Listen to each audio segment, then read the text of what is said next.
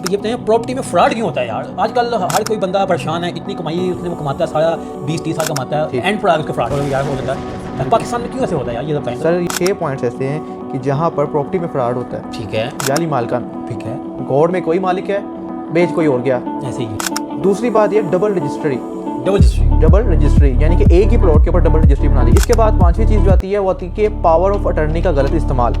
ये बड़ी इंपॉर्टेंट चीज़ है जनाब। कब्जा माफिया जो है इन लोगों के यानी कि मुतल्लिक प्रॉपर्टीज़ के हवाले से जो है ना बड़ा मामला खराब है। तो बेचारा जो एक शरीफ नफ्स आदमी है वो फिर सारी ज़िंदगी जो है ना हाँ जी आपकी तरह कोर्ट कचहरी में बेचारा घूमता रहता है। फिर उसकी जी हमजा भाई इसमें ये है कि ऑनरशिप पोजेशन की बात कर रहे हैं, आपके असल मालिक कौन है, असल मालिक कौन है। तो जनाब ये कानूनी तौर पे लिखा गया है लैंड रेवेन्यू एक्ट 1967 के अंदर, जहाँ पे रिकॉर्ड्स ऑफ राइट्स का टॉपिक है जी बताया गया है। ठीक है, और उसके अंदर एक बताया गया है जो फर्द होती है जी, जिस शख्स के नाम पे फर्द होगी ना, आपने सुना जी फर्द में उसके नाम है या नहीं, वो यही है। फर्द में क्या होता है कि उस प्रॉपर्टी का जो टुकड़ा है जी उसका असल मालिक कौन है उसके अंदर लिखा जाता है। बेसिकली 6 बुनियादी नकात हैं कि जो आपने देखने हैं। कोई भी प्रॉपर्टी आया कमर्शियल हो, रेजिडेंशियल हो और कहीं पर भी हो, ये आप देखिए तो इंशाल्लाह आपको इससे फ़ायदा हासिल होगा।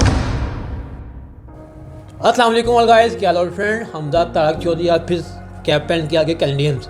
अच्छा, आज जो से शहजी भाई हैं, एडवोकेट साहब हैं, बहुत ही अच्छे प्यारे भाई हैं। इनसे मैंने कुछ सवाल पूछने हैं प्रॉपर्टी के लिहाज से। ठीक है, एक बंदा होता है उसने सारी ज़िंदगी वो कमाता है, तो फिर जब प्रॉपर्टी को वो लेता है तो उसे फ्रॉड हो के जाता है। ठीक है, या फिर ये होता है वो अपना सोना बेचते हैं, तो वो अपनी सारी ज़िंदगी की जो कमाई होती है वो उसकी जगह प्लाट लेते हैं, घर लेते हैं, तो उनसे फ्रॉड हो जाता है। हम इन फ्रॉड से और कौन कौन से पेपर हमने अपने देखने हैं, इस बारे में हम शादी भाई से 10 सवाल करने आज हमारे साथ। अस्सलाम वालेकुम शादी भाई। वालेकुम अस्सलाम सर, क्या हाल है? अल्हम्दुलिल्लाह सर। मैंने आपसे कुछ सवाल करने था यार। जी सर, ज़रूर करें। मेरी जो तमाम ऑडियंस है जी वो आपका वेट कर रहे हैं। जी उनका शुक्रिया जी, देखने वालों का भी और आपका भी शुक्रिया। शादी भाई मुझे अब ये बताएं प्रॉपर्टी में फ्रॉड क्यों होता है यार? सर ये बेसिकली जो प्रॉपर्टी का फ्रॉड है ना, फ्रॉड जो है ना सिर्फ पाकिस्तान में बल्कि वर्ल्ड वाइड कहीं पे भी होता है। अच्छा, हो सकता है, जाहिर है, देखते नहीं बाहर के ममालिक में केसेस होते हैं, कनाडा में भी ऐसी है। हाँ, तो दीगर मामला होते हैं हर ममालिक में। बेसिकली 6 नकात हैं। अच्छा, 6 नकात हैं जिसकी बुनियाद के ऊपर मैं आपकी वसातत से आपकी ऑडियंस को ये बताना चाहूँगा। 6 पॉइंट्स ऐसे हैं कि जहाँ पर प्रॉपर्टी में फ्रॉड होता है। ठीक है, पहली चीज़ जो होती है ना वो ये होती है कि जाली मालिकान। जाली मालिकान, ठीक है, गौर में कोई मालिक है, बेच कोई और गया, ऐसे ही है। आपने डॉक्यूमेंट्स प्रॉपर तरीके से स्टडी नहीं किए, पढ़े नहीं है, देखे नहीं है, वहाँ पे आपका फ्रॉड हो गया। दूसरी बात ये डबल रजिस्ट्री, यानी कि एक ही प्लॉट के ऊपर डबल रजिस्ट्री बना दी। एक हो सकता है वैसे जी, एक असल थी वो तो असल ना मिली, फ्रॉडलेंट बिहेवियर के ऊपर उन्होंने एक सेकंड रजिस्ट्री बनवाकर आपको शो किया, आपने सोचा यही असल रजिस्ट्री है, उसके ऊपर जाकर आपने मकान ले लिया और जो असल रजिस्ट्री थी आपको मिली नहीं, और वो जो मालिक था वो आ गया और उसने अपनी कोर्ट में असल रजिस्ट्री दिखाई और वो आपके हाथ से आपका प्लॉट ले गया। इसके बाद ये चीज़ जो आती है वो आती है कि पावर ऑफ अटर्नी का गलत इस्तेमाल। ये बड़ी इंपॉर्टेंट चीज़ है जनाब। पावर ऑफ अटर्नी ये है जी हमजा भाई के मिसाल के तौर पे मैंने मकान खरीदना है, मैं बाहर के मुल्क में रहता हूँ, ठीक है, मैंने आपको अपना पावर ऑफ अटर्नी, वो पूरा एक लीगल प्रोसेस होता है, मैं पेश करता हूँ जी, आप मेरे बिहाफ पर मेरा सेल कर दें, ले लें या सेल कर लें। ठीक है, अब क्या होता है बाज़ औक़ात कि वो बंदा पावर ऑफ अटर्नी जिसको हम बनाते हैं वो बदनीयत हो जाता है। तो ये भी एक बहुत अहम पॉइंट है कि आप कोशिश करें हद्दुल इम्कान के खुद बजाते खुद अपना प्रॉपर्टी लें, बेचें, खुद सेल करें। ठीक है, एक ये पॉइंट है। और इसमें एक लास्ट बड़ा जो इम्पोर्टेंट पॉइंट है जी वो हमेशा ये है कि कब्ज़ा माफिया जो है इन लोगों के यानी कि मुतल्लिक प्रॉपर्टीज़ के हवाले से जो है ना बड़ा मामला ख़राब है। तो बेचारा जो एक शरीफ नफ्स आदमी है वो फिर सारी ज़िंदगी जो है ना हाँ जी आपकी तरह कोर्ट कचहरी में बेचारा घूमता रहता है। फिर उसके लिए ये चीज़ डील करना मुश्किल हो जाता है। तो ये नकात हैं कि जो आपने देखने हैं। कोई भी प्रॉपर्टी आया कमर्शियल हो, रेजिडेंशियल हो और कहीं पर भी हो, ये आप देखिए तो इंशाल्लाह आपको इससे फ़ायदा हासिल होगा। अच्छा शादी भाई, सवाल है कि हमें कैसे पता चलेगा या मेरी तमाम ऑडियंस को कैसे पता चलेगा कि मालिक कौन है? इसके बारे में आप थोड़ा गाइड करें। जी हमजा भाई, इसमें ये है कि ऑनरशिप पोजेशन की बात कर रहे हैं, आपके असल मालिक कौन है, असल मालिक कौन है। तो जनाब ये कानूनी तौर पे लिखा गया है लैंड रेवेन्यू एक्ट 1967 के अंदर, जहाँ पे रिकॉर्ड्स ऑफ राइट्स का टॉपिक है जी बताया गया है। ठीक है, और उसके अंदर एक बताया गया है जो फ़र्द होती है जी, जिस शख्स के नाम पे फ़र्द होगी ना, आपने सुना जी फर्द में उसके नाम है या नहीं, वो यही है।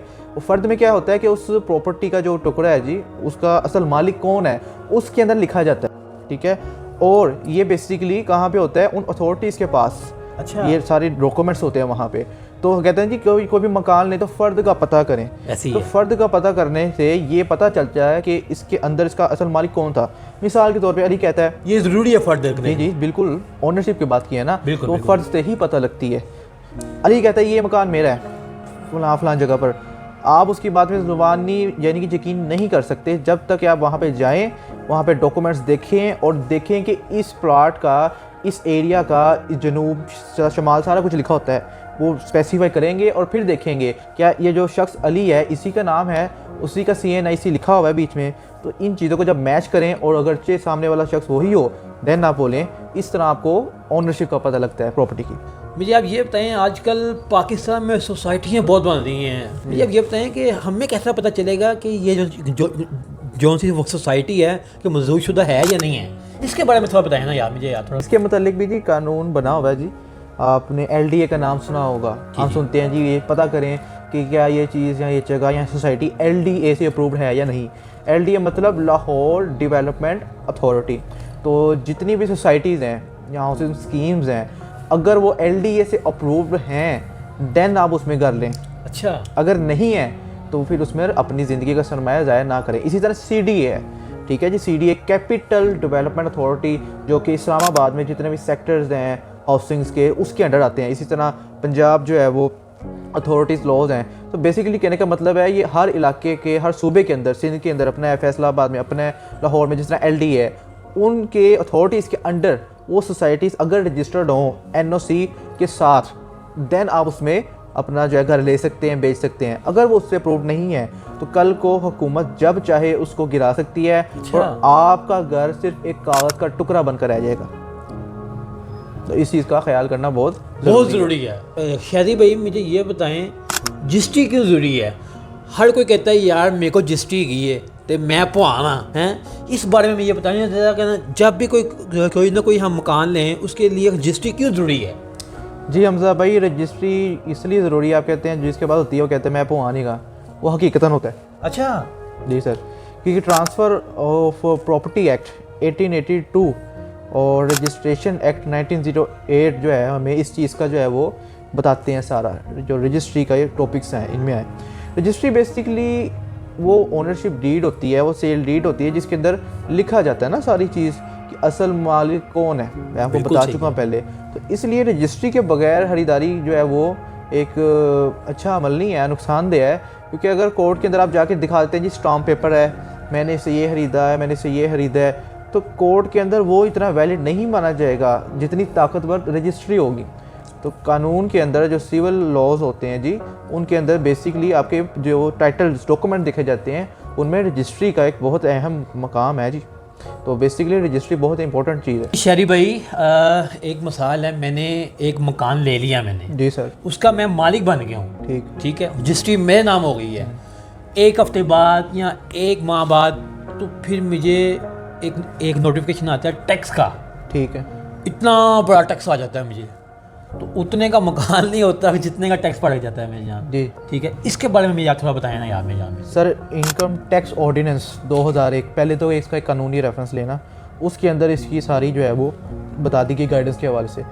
तो बात पहले तो ये क्लियर कर दूँ कि जब भी आप कोई भी प्रॉपर्टी लें तो ये जो टैक्स क्लियरेंस हैं उसको देख लें। इसका मतलब ये है आप ये चीज़ देखें कि आया कि जो उसके वाजिबात हैं वो क्लियर हैं। कल को आपको FIR का नोटिस आ जाता है, सेलर बेच चुका है, जब सेलर आपको दे चुका है वो चला गया, अब FBR आपको नोटिस भेजेगा क्योंकि मौजूदा मालिक आप हैं। आप बिल्कुल, इसलिए ये बहुत इंपॉर्टेंट है कि आप टैक्स के अलावा उसके दीगर जो आपके बिजली के बिल हैं, पानी के बिल हैं, इन चीज़ों पे बड़े डिस्प्यूट होते हैं, केसेस हो जाते हैं। तो पहले ही आपको चाहिए कि इन चीज़ों का ख्याल रखें जी, और टैक्स क्लियरेंस को मलहूज़ आतर रखें और देखें कि आया कि इस शख्स ने पूरा क्लियर किया हुआ है, और इसका भी सारा रिकॉर्ड FBR के पास होता है। बिल्कुल जाहिर है उसके पास होता है, तो आप इस चीज़ को ज़रूर देखें। अच्छा यार शहज़ेब भाई, मुझे आप ये बताएं कि एक मैंने मकान ले लिया, उस पर कब्ज़ा हो गया है, ठीक है, तो हुकूमत ये इसके बारे में क्या कहती है, इसके बारे में हम किस तरह बच सकते हैं कब्ज़ा जो माफिया से, यार ये बताएं थोड़ा सा। जी सर, ये बेसिकली कब्ज़ा माफिया का एक बड़ा ही जो है एक जहर कातिल हमारे मुल्क में है कि प्रॉपर्टी किसी ने ली, 20-25 साल लगाए अपनी ज़िंदगी के और उसके पास पे कब्ज़ा हो गया। ये अक्सर ऐसे होता है, किसी ने प्लॉट लिया और लेके छोड़ दिया, ऐसे होता है। तो वो आता है साल 2 साल बाद, जितने साल बाद वो आके देखता है किसी ने घर बना लिया, कब्ज़ा हो गया उसका, जिसको हम कहते हैं कब्ज़ा माफिया। तो जनाब इसके ऊपर जो है ना इल्लीगल डिस्पोजेशन एक्ट है जी 2005 का, ठीक है। उसके अंदर हम देखते हैं तो हमें रेमेडी मिलती है, ये रिलीफ है कि आप सीधा सेशन कोर्ट जाएं, जाके उसके अलावा दरख्वास्त दें, ठीक है। आप कि जी मैं मालिक था इसका, आप सारे वो डॉक्यूमेंट्स दिखाए ना जिनका हमने डिस्कस इसलिए किया पहले कि वो चीज़ें अगर आपके पास पूरी हैं, आप सेशन कोर्ट जाएँ, आप दरख्वास्त दें, FIR वगैरह करवाएं और क्यों नहीं आपको मिलेगा। तो इस तरह से कब्ज़ा माफिया जो मर्ज़ी हो आपको रिलीफ मिलता है अगर आपको ये चीज़ें कंटेंट्स पूरे हैं, आपके पास रजिस्ट्री आपके नाम है, पर सारा मामला क्लियर है, तो इस तरह आपको कोई मसला नहीं होगा।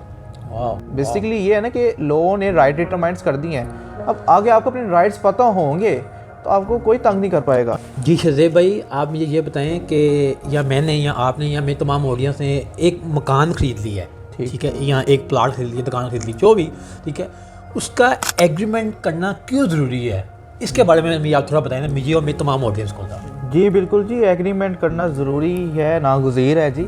और उसकी वजह यह है कि उसी एग्रीमेंट के बेस पे आपकी सारी मलकियत शो की जाती है। उसके अंदर लिखा जाता है प्लाट नंबर कौन सा है, मकान नंबर कौन सा है, एरिया कहाँ पे है, कैसे है। कभी आपने कुछ पढ़ी हो रजिस्ट्री ना, उसके अंदर लिखी होती है चीज़ें, शमाल में है, जनूब में है, और उसके अंदर जो कंटेंट्स लिखे जाए ना वो एन फ़र्द के मुताबिक हों। यानी कि फ़र्द में अगर उसका नाम अली जो है वो अली साकिब है तो उसमें हाली अलीना अली साकिब ही लिखा जाए। एक बात समझाने के लिए कर रहा हूँ कि A to Z कोशिश करें वो चीज़ें लिखें, ठीक है। इससे फ़ायदा क्या होगा, आपका एग्रीमेंट मजबूत हो जाएगा, पता लग जाएगा सारी चीज़ों के बारे में। एडवांस लिखते हैं उसमें, जितना दे दिया है इतना रहता है, सारा वाक़या टाइम का भी होता है, सारा टाइम की ड्यूरेशन है, सारी चीज़ें लिख दी जाती हैं, तरीक़ वगैरह। तो इन शॉर्ट एग्रीमेंट इसलिए बहुत इंपॉर्टेंट है, आपकी पूरी डिटेल को कवर करता है, वो पैकअप करता है, ठीक है। और ये तो बताया मैंने आपको एग्रीमेंट क्यों ज़रूरी है, क्योंकि प्रॉपर आपके पास लीगल एविडेंस होता है। और कानून में एक लफ्ज़ है जी, हम जाते जाते इस बात को ज़रूर अपनी ऑडियंस से शेयर करेंगे। कानून ये कहता है कि the buyer always be responsible, यानी कि अगर आप कोई चीज़ ख़रीद चुके हैं, खरीद बैठे हैं, आपने इन चीज़ों को नहीं देखा तो ज़्यादा इम्कानात केसेस होते हैं, उसको बुलाया जा सकता है, सब कुछ हो सकता है, लेकिन ज़्यादा भारी जिम्मेदारी आप पे आई थी कि आपने खुली आंखों से चीज़ क्यों नहीं ली, इन कंटेंट्स को क्यों नहीं देखा। तो कानून में कागज़ में जो है वही माना जाता है जी। तो ये वो बेसिकली कुछ नकात थे, पॉइंट्स है जो कि ना सिर्फ पाकिस्तान में बल्कि वर्ल्ड वाइड हम इसको कानून के मुताबिक देख सकते हैं और इसके तहत हम अपनी प्रॉपर्टी खरीद सकते हैं या बेच सकते हैं। सर बहुत शुक्रिया, इंशाल्लाह नेक्स्ट व्लॉग में हम आपको मिलते हैं। इंशाल्लाह सर, इजाज़त दीजिए। थैंक यू जी, अल्लाह हाफ़िज़।